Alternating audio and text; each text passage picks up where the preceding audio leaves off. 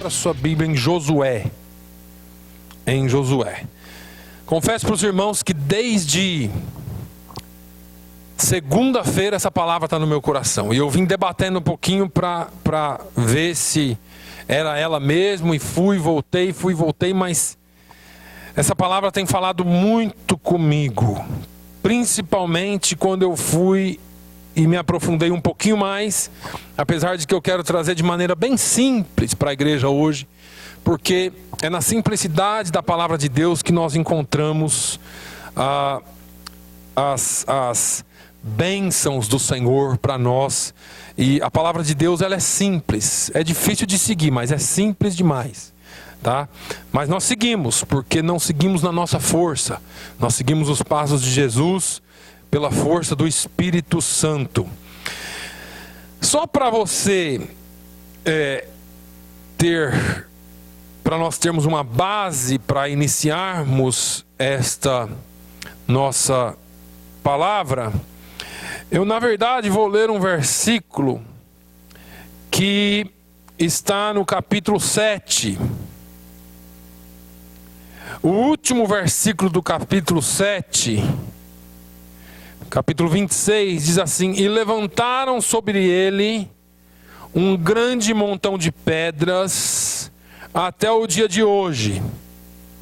Assim o Senhor se tornou do ardor da sua ira, pelo que se chamou o nome daquele lugar o Vale de Acor, até o dia de hoje. Vale de Acor, até o dia de hoje. Eu pedi para os irmãos abrirem no capítulo 6, porque você vai poder acompanhar comigo. Eu quero aqui de maneira bem didática nessa manhã, trazer um pouquinho daquilo que Deus colocou no meu coração. Nós todos conhecemos a conquista de Jericó. E quando Deus mandou Josué conquistar Jericó, Deus deu uma ordem estrita: mate todos, queime tudo, e vai ficar vivo só Raabe e quem estiver na casa dela. Nós conhecemos essa história, porque Raabe havia ajudado os espias. No entanto, toda a riqueza, ouro, prata, vasos de ferro e bronze, serão levados para a casa do tesouro do Senhor, ou para o tesouro da casa do Senhor. Essa era a ordem. Você pode ler depois, Josué 6, você vai ver que Deus pontuou muito bem esta ordem.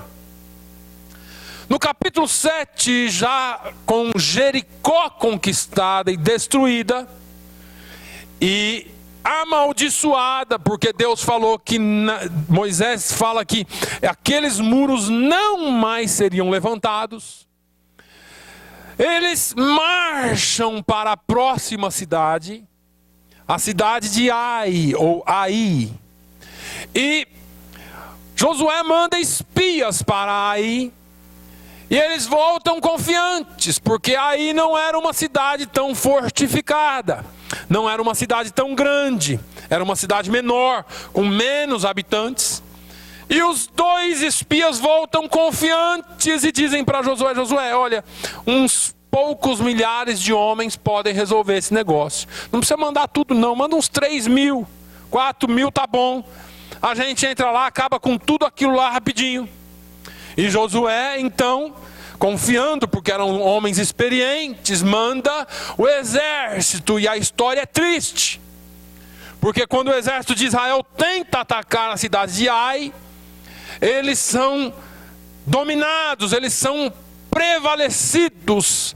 E a Bíblia diz que eles fugiram dos homens de Ai, e alguns 36, essa é a expressão bíblica, 36 homens foram feridos à espada. Josué, quando soube disso, não se conteve, caiu de joelhos, rasgou as suas vestes e se prostrou em terra sobre o seu rosto perante a arca do Senhor até a tarde. Ele ficou algumas horas, ele e os anciãos de Israel, e jogaram pó sobre as suas cabeças, um sinal de humilhação e de desespero.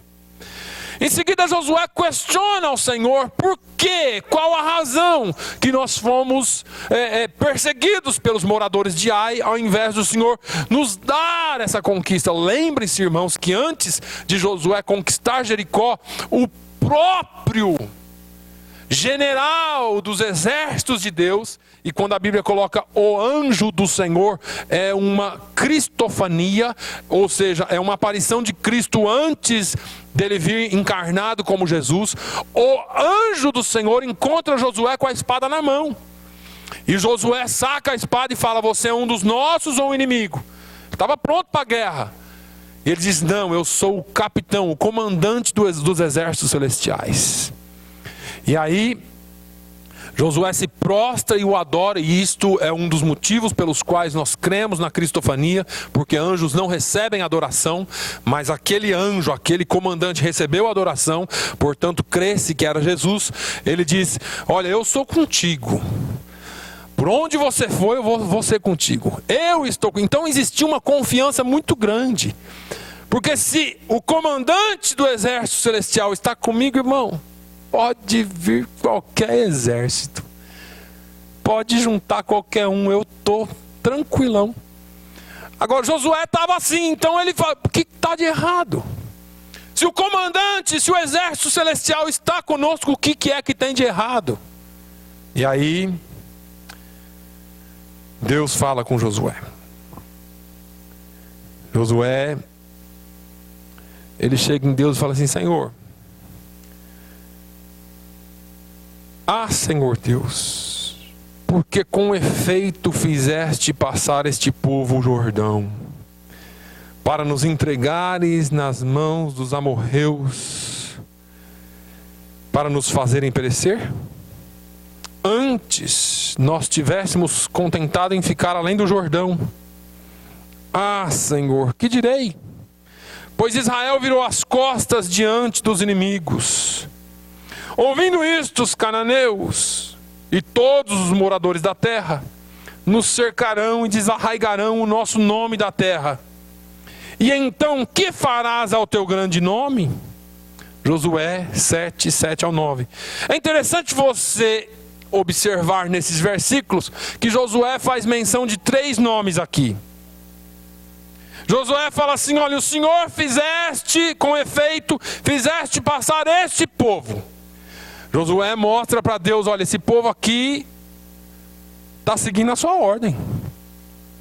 Essa igreja está seguindo a sua ordem. Essa congregação não está indo sozinha. O Senhor fizeste passar esse povo. E aí ele fala depois no próximo versículo: que direi? Está falando de mim agora, porque, Senhor, eles vão me apedrejar. O Senhor me dá uma ordem, eu falo com o povo passa, vence Jericó. Agora chega numa cidade, numa vila, a gente é destruído, o que direi eu?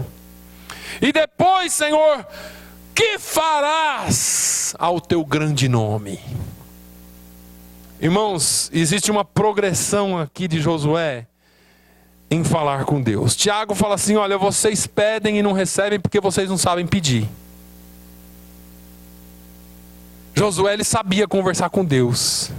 Josué, não que ele jogava na cara de Deus, mas ele relembrava Deus da promessa dele. Não que Deus esquecesse, mas é só para dizer assim: Senhor, foi o Senhor que me ordenou, eu fui, e aí eu quebro a cara. Que história que é essa? Tem alguma coisa errada. Agora me fale uma coisa: estava errado com Deus? Não, não era com Deus.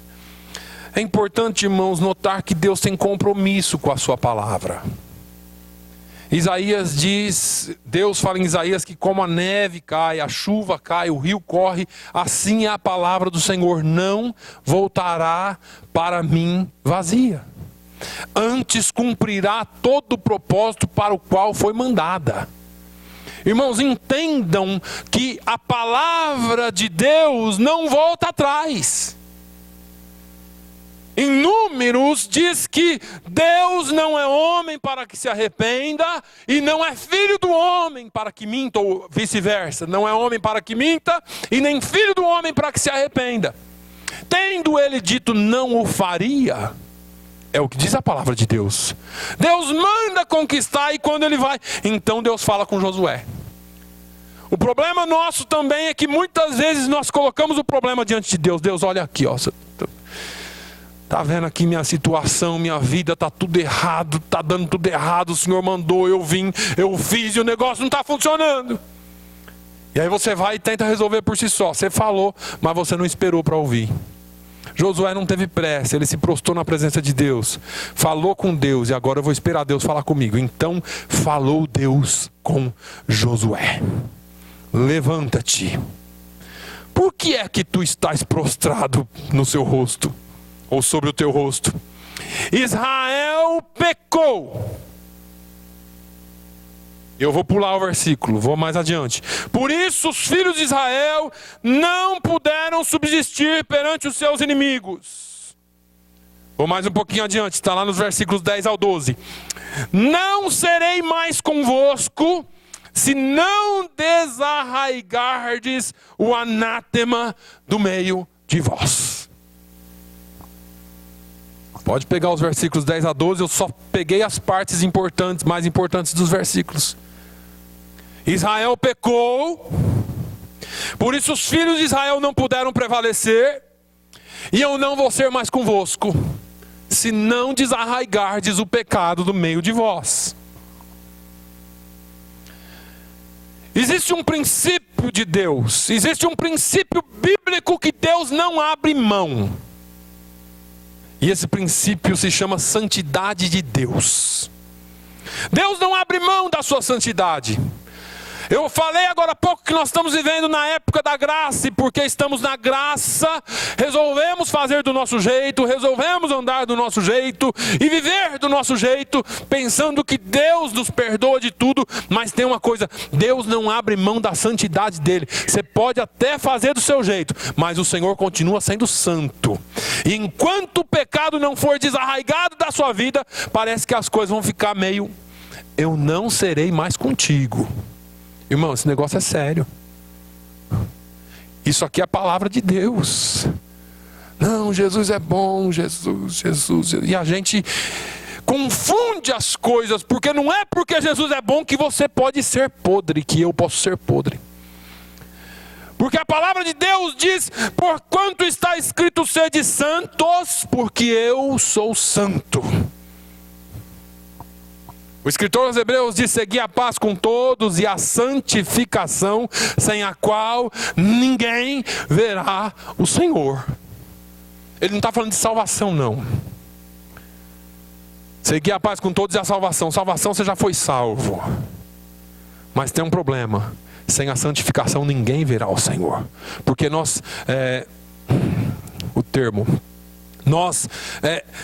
não damos muito valor na nossa salvação, porque já fomos salvos, então agora não precisamos fazer muito mais coisas. Existe uma teologia assim por aí. Irmãos, a palavra de Deus, ela é o nosso guia. Você pode até querer fazer o que você vai fazer. Eu só vou te dar abrir um parênteses aqui, vou voltar lá no Gênesis. Gênesis capítulo 6, 7, 8. Deus chama um lavrador e fala para ele assim: Noé, faz uma arca. E Deus deu toda a direção para Noé de como fazer a arca. Deus mandou Noé fazer uma arca, não mandou Noé fazer um navio. Navio tem timão, tem leme, você vai para onde quer, você navega. Arca não, arca flutua. Não sei se você está entendendo. Não é você que tem o comando do seu navio, você tem que estar na arca. A arca, quem manda para onde quer é Deus. O navio você pode dirigir, você pode levar, você pode trazer, mas a arca, quem manda ainda é o Senhor. A Bíblia é clara, se eu não me engano, no versículo 26 de Gênesis ou 22, a Bíblia diz assim: e Noé fez tudo conforme o Senhor lhe ordenara, assim ele fez. Nós temos um problema quando se trata disso, porque como cristãos nós estamos acima das ordens, porque nós somos cristãos. Nós estamos na época da graça. Irmãos, nós precisamos aprender que o Senhor não abre mão da sua santidade. A igreja do Senhor só vai caminhar em poder quando o pecado não estiver mais no meio dela. Nossas vidas só terá poder quando o pecado não estiver mais em nosso meio. O poder de Deus vai fluir quando o pecado for desarraigado das nossas vidas. Aqueles pequenos detalhezinhos. Você fala assim: oh meu Deus, tem misericórdia de mim, me santifica, Jesus. Não, não, não. Me desculpe, mas não é isso que a Bíblia fala. O Senhor fala com Josué e fala assim: Josué, lá no versículo 13 do capítulo 7. Josué, levanta-te, santifica o povo. Pode ler aí a primeira frase do versículo 7, do versículo 13. Levanta-te, santifica o povo.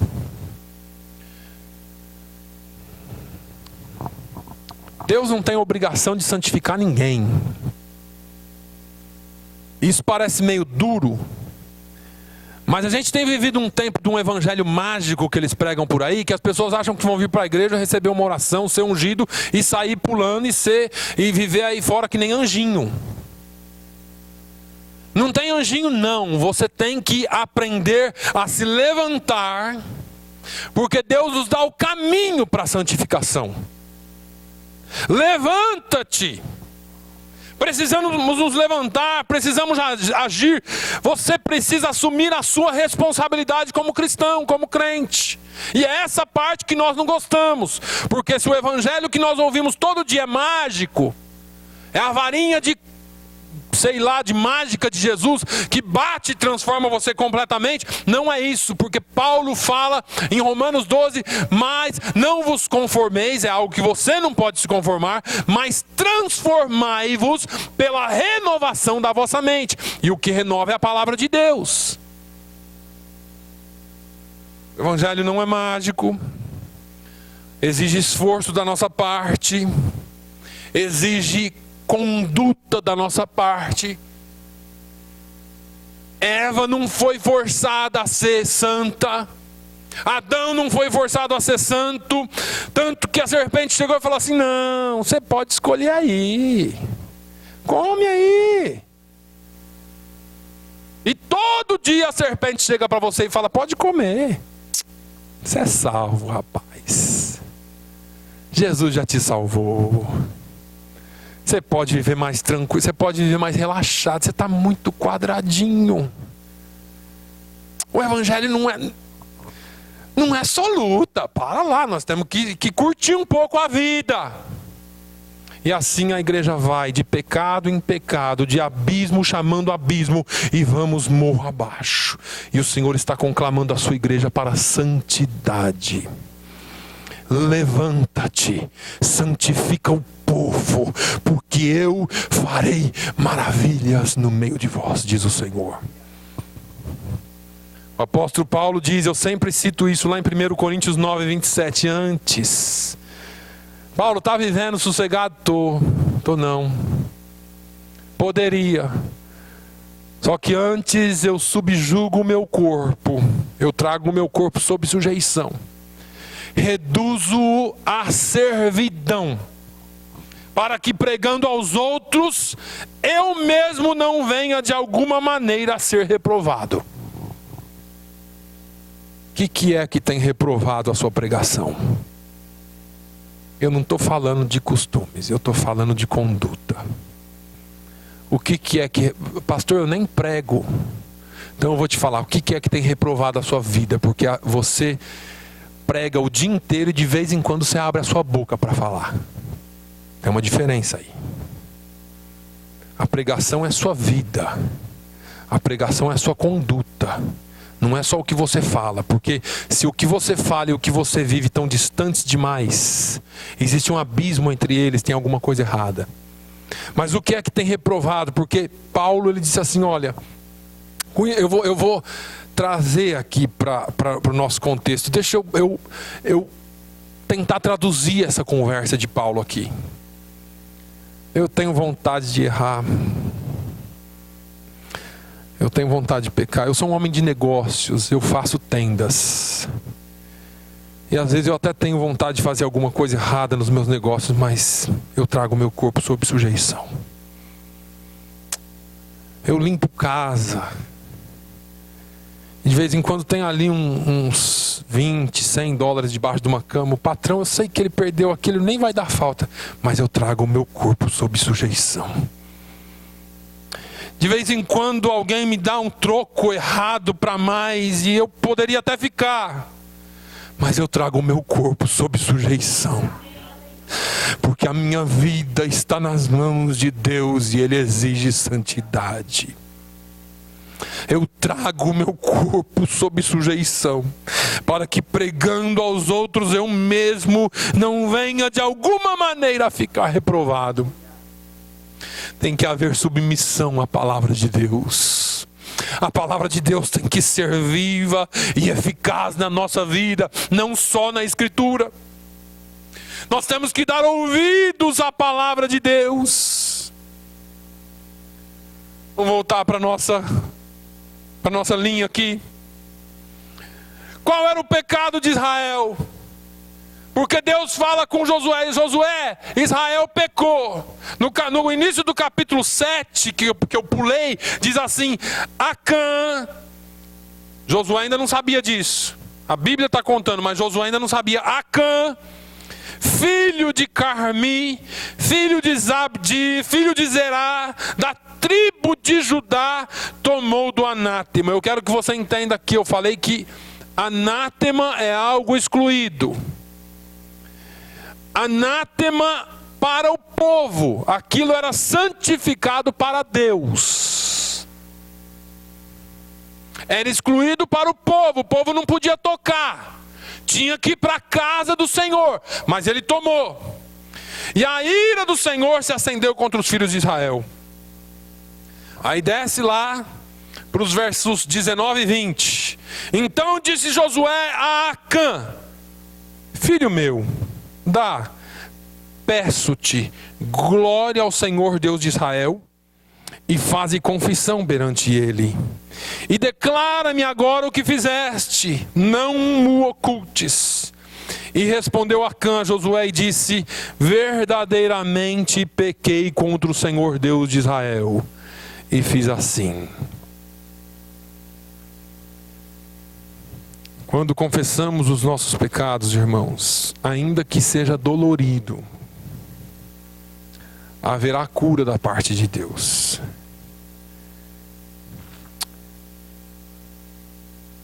Existe, é claro,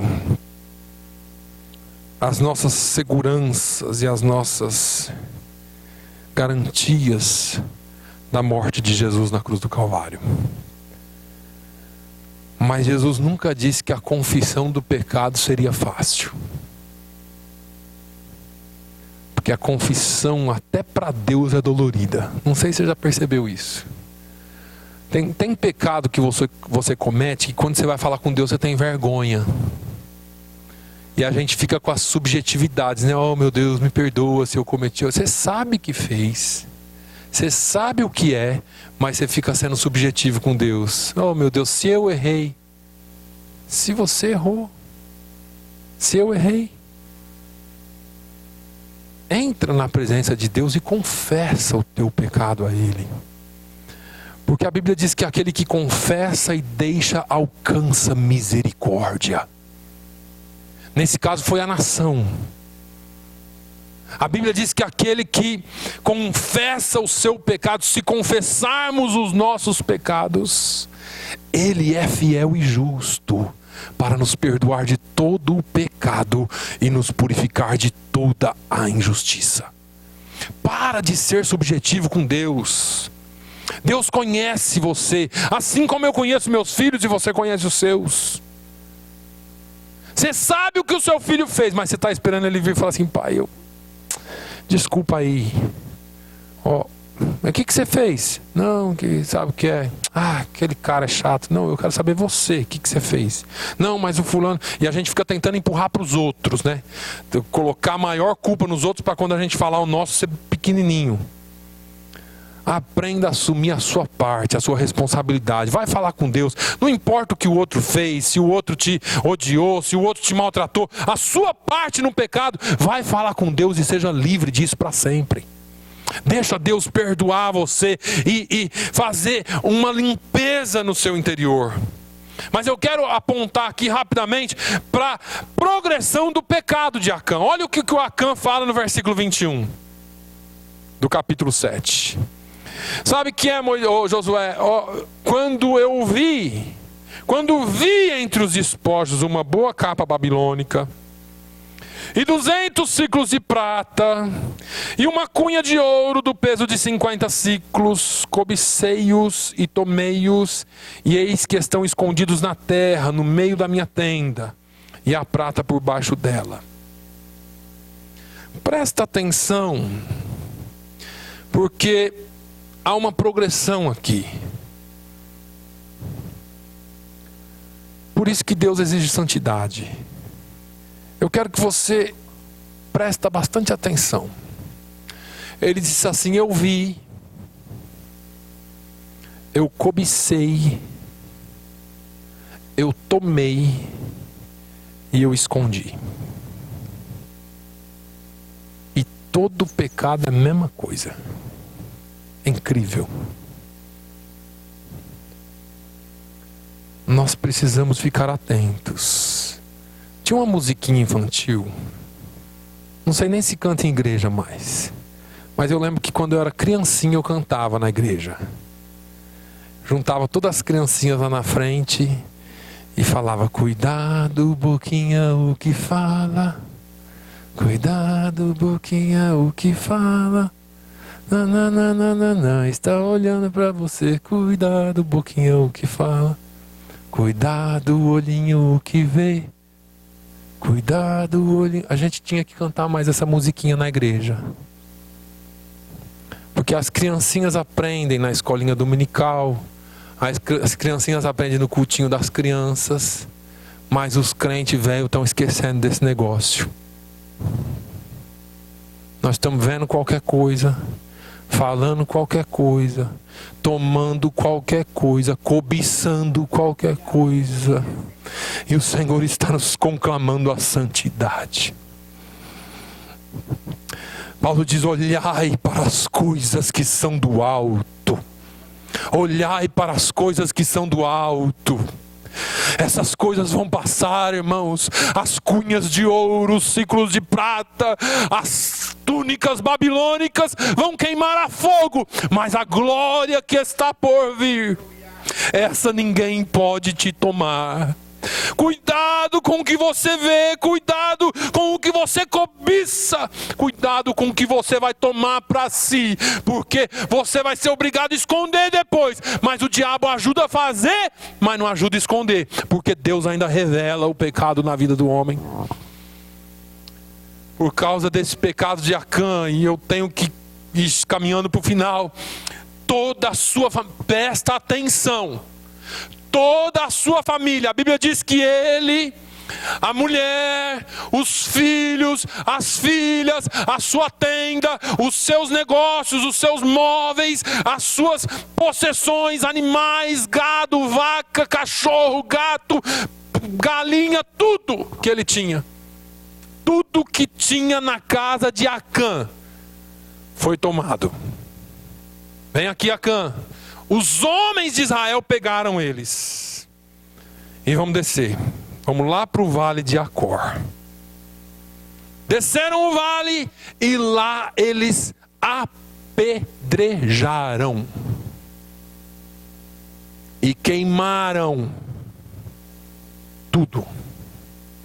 E depois fizeram um montão de pedra sobre eles. Pastor, que violência. Isso era o Velho Testamento, pastor. Isso era o Velho Testamento. Então daqui uns dias, quando eu começar a falar das igrejas do Apocalipse aqui, você vai ver que o Novo Testamento também tem uns negocinhos bons para nós. Olha onde caíste, Jesus fala para Laodiceia. E arrepende-te, porque senão virei a ti e tirarei de ti o teu castiçal, diz o Senhor. Brincamos com a santidade de Deus. Deus é santo, santo, santo, santo, e Ele não muda. Deus não muda. Esse local que aconteceu, essa tragédia, que teve que extirpar o pecado, que nós lemos o versículo 26 do capítulo 7. E levantaram sobre ele um grande montão de pedras. Até o dia de hoje, assim o Senhor se tornou do ardor da sua ira. Pelo que se chamou o nome daquele lugar o Vale de Acor, até o dia de hoje. Esse lugar foi chamado de Vale de Acor. Acor significa confusão, infelicidade, desgraça. Tudo que está relacionado a coisa ruim significa Acor. E todos que passassem por ali se lembrariam para sempre de Acã. A história parece que termina aqui, mas não termina. Não termina, irmãos, porque você não serve a qualquer Deus. Não termina porque você não serve um Deus de barro. Você não serve um Deus de madeira, um Deus de ouro. Você serve ao Deus Todo-Poderoso. Você não serve um Deus, você serve ao Deus Criador de todas as coisas. Você não serve um Deus poderoso, você serve ao Deus Todo-Poderoso. A justiça de Deus encontra um lugar lá no Vale de Acor. Morte, apedrejamento, queimado. No entanto, quando nós vamos um pouquinho mais profundo na Bíblia, e depois você pode fazer isso para confirmar, por favor, nós vamos perceber que a este local a Bíblia faz 3 referências. A primeira referência é esta que nós acabamos de dizer. Quando Acã e tudo que era seu, sua família, tudo foi punido nesse lugar. E por isso esse lugar se chamou Acor. Nós vamos deparar com o Vale de Acor pela segunda vez na Bíblia, quando Isaías apresenta como o lugar de refúgio e repouso para o gado. Aí já é um negócio diferente. E eu imagino que Deus deixou para falar só através do profeta Isaías, porque Isaías é o profeta messiânico. Isaías já está falando aqui de um novo tempo. Isaías já está falando aqui de uma nova época. Aquele lugar que era um lugar ruim, agora Isaías, lá no capítulo 65, nos versículos 8 a 10, fala assim: assim diz o Senhor, como quando se acha mosto num cacho de uvas, dizem, não o desperdices, pois há bênção nele. Assim farei por amor dos meus servos, que não os destrua todos. Olha a promessa: e produzirei descendência a Jacó, e a Judá um herdeiro que possua os seus montes. E os meus eleitos herdarão a terra, e os meus servos habitarão ali. E Saron servirá de curral de rebanhos, e o vale de Acor, lugar de repouso de gados para o meu povo que me buscou. Eu quero fazer uma transição aqui, porque Jesus é maravilhoso.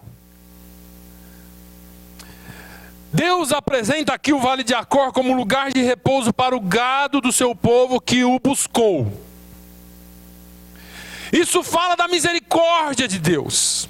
Isso fala de um Deus misericordioso, porque Vale de Acor lembrava da justiça de Deus, da punição de Deus, do veredicto de Deus. E agora Jesus vem através da profecia de Isaías e ele fala assim: agora vai ser diferente. Nesse tempo, esse vale que era maldição, esse vale que era maldito, esse vale que era ruim, agora passa a ser repouso. Como Deus pode usar um lugar que já foi maldição no passado? Mas se nós buscarmos o Senhor, irmãos, Acor pode se transformar num lugar de repouso. E talvez seja assim até meio estranho para você fazer essa transição na sua cabeça, Mas quando eu penso nisso, eu imagino um lugar que alguns podem ter estado ou estão, que estão dizendo: esse lugar aqui é maldito. Eu já ouvi muitas coisas de muita gente aqui. Eu já ouvi pessoas dizendo aqui que esse lugar que nós estamos, nada prospera. Eu já ouvi dizendo aqui, gente dizendo dentro da minha casa que aqui é cemitério de pastores. Eu já ouvi dizendo que aqui nessa região é o buraco negro dos Estados Unidos. Eu já ouvi dizendo aqui que essa cidade aqui é amaldiçoada. Podia até ser, até o dia que nós pisamos a planta do nosso pé aqui. Você não entendeu ainda. Podia ser. Mas um dia o Senhor derramou a sua graça aqui e mandou um povo aqui. Deixa eu te dizer uma coisa. Nessa manhã eu quero profetizar em nome de Jesus que aquilo que era maldito aqui passa a ser repouso no nome de Jesus. Aquilo que era maldito na sua vida aqui passa a ser lugar de bênção para a sua vida aqui. Pare de carregar maldição. Você é um eleito de Deus. E se Deus te trouxe aqui, não foi por acidente. Deus te trouxe aqui porque Ele tem algo para você aqui. E se esse algo é repouso, Ele tem repouso para você aqui. Mas a última alusão que esta palavra, que a Bíblia faz ao Vale de Acor, encontra-se na profecia de Oséias. E essa aqui muita gente não gosta, mas eu vou mostrar para você como ela é boa.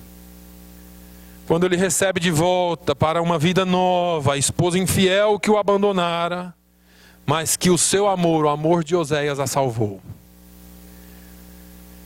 Diz assim Oséias, no capítulo de número 2, dos versículos 14 e 15: portanto, eis que eu a atrairei e a levarei para o deserto, e lhe falarei ao coração, e lhe darei as suas vinhas dali, e o vale de Acor por porta de esperança. Aleluia. E ali cantará como nos dias da sua mocidade, e como no dia em que subiu da terra do Egito. Falar de Acor como lugar de maldição é triste. Falar de Acor como lugar de repouso já é melhor. Mas o Senhor vai além.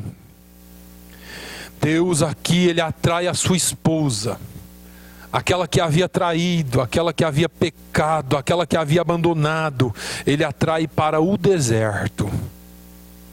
E ali Ele diz que falará ao seu coração. Entende, irmãos, que às vezes nós ficamos pensando que Deus trabalha do nosso jeito. E Deus não trabalha. Às vezes Deus te atrai para o deserto, porque antes dele restaurar a sua vida, Ele precisa falar com você.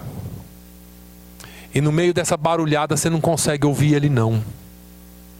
No meio de muitas vozes nós não conseguimos discernir bem a voz de Deus. E aí Deus te trouxe para o deserto. E aí você fala que é ruim, que é isso, aqui. Para de falar do deserto, porque é no deserto que o Senhor quer falar contigo. É no deserto que você não tem interferência, até porque lá não tem nada para te distrair. Lá não tem distração. É no deserto que tem, ou que não tem outras pessoas falando o que você tem que fazer, o que você não tem que fazer, isso, família, um monte de coisa.